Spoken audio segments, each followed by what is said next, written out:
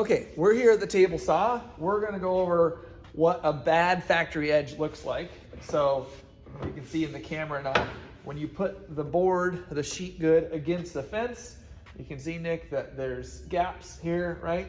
It's not a great factory edge. It's not straight and it's not smooth. So we're going to cut a 1/4 inch off of this panel in preparation for moving the next cut on. And so in this case, we should have a sticker that says what dimension we want. This is for practice, so we're going to make up a dimension. So we're going to downsize this to 19.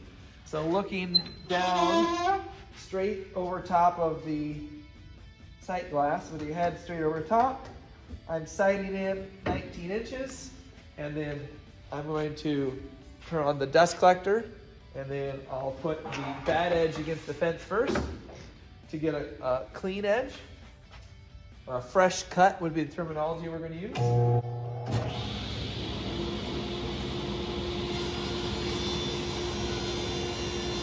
want to push to the right and through as I'm pushing. Keeping constant pressure.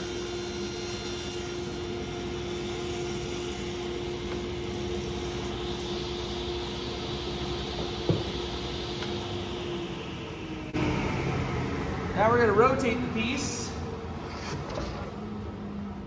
and when we put this against the fence, we should see constant contact all the way along the fence. If you had a crooked cut or a hump in the cut, you would start to see gaps like that. That's not desirable. We're looking for tight and against the fence, and we're always wanting to push evenly towards the fence and through at the same time, keeping constant pressure in that same direction. So we're getting ready to make another cut on an actual piece of material, and I can see here there's damage where the banding was banding the pallet down, or the bunk of material together. Obviously that's a factory edge. We're going to cut that off. This edge was most likely cut in our shop, so we can use this as our edge that we can cut off of, but we're probably going to still make a new fresh cut to make sure there's no damaged veneer, or nothing's chipped, or there's no scratches or rounded edges. So what is the size of your parts to be cut? Saw fence at 18 to 1/4.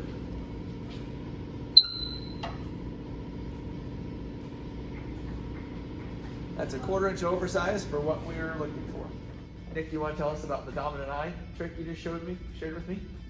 Yeah, so if you hold and make a triangle with your fingers and then focus something in the center, and then you close one eye, and if it stays centered, then that's your dominant eye, but if it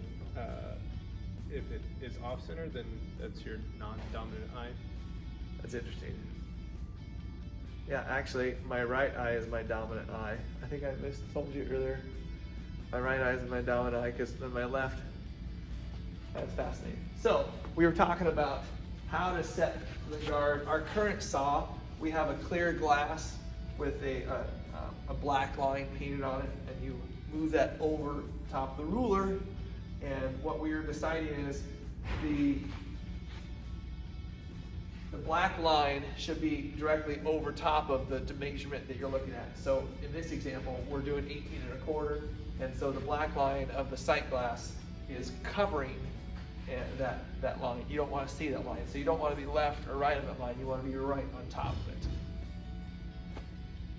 So now that we got the fence set, let me show you body positioning and technique. What I like to do to keep a steady motion, I want to keep my hips and arms kind of floating to push the sheet through. I'll just show you what we're looking at.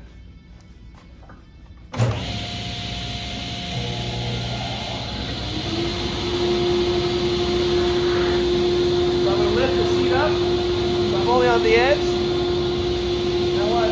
I always start with the sheet tilted away, and then I still have a positive on the fence.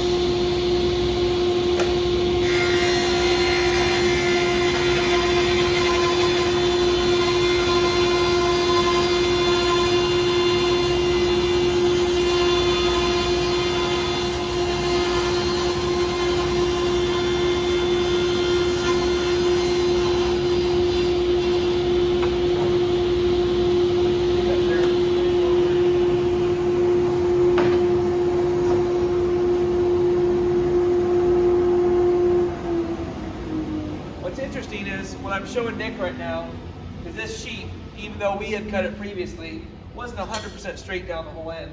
This last 8 inches, what Nick's looking at, there's just a slight rounding off. So as I'm pushing it through, I'm trying not to follow that round off. I'm trying to stay in a straight line, basically. Still pushing to the right. So now we can take the sheet and turn it around. Nick, why don't you show?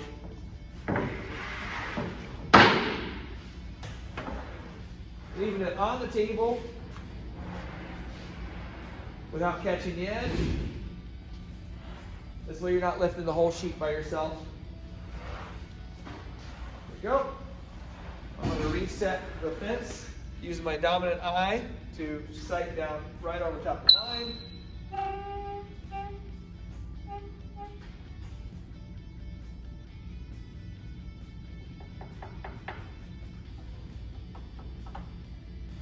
Okay, so now we have the fence set.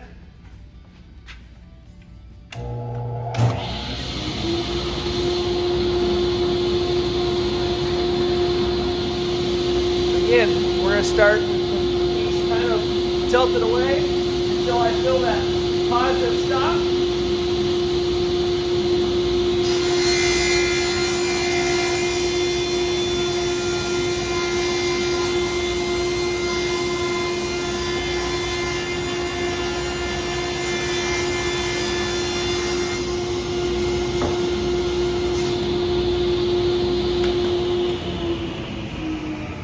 My eyes were always on the fence. They don't need to be on the blade. The blade's always going to stay in the position it is, and it's going to cut. You never need to watch the blade. You always need to watch the fence. So watch the fence, push through on an even motion, and keep it tight and parallel, and you'll have a great straight cut. Thanks for letting me show, Nick.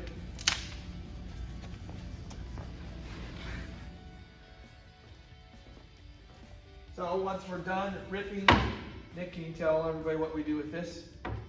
We're going to put this into 3-inch strips for whatever we need it for. It's fairly common with us, and so we just will rip 3 inches and then put it with our scraps. Which in this case, we currently stock the 3-inch rips on the back side of the table saw, under the table, stacked in thicknesses of 3/4, half, or quarter, whatever you're working in.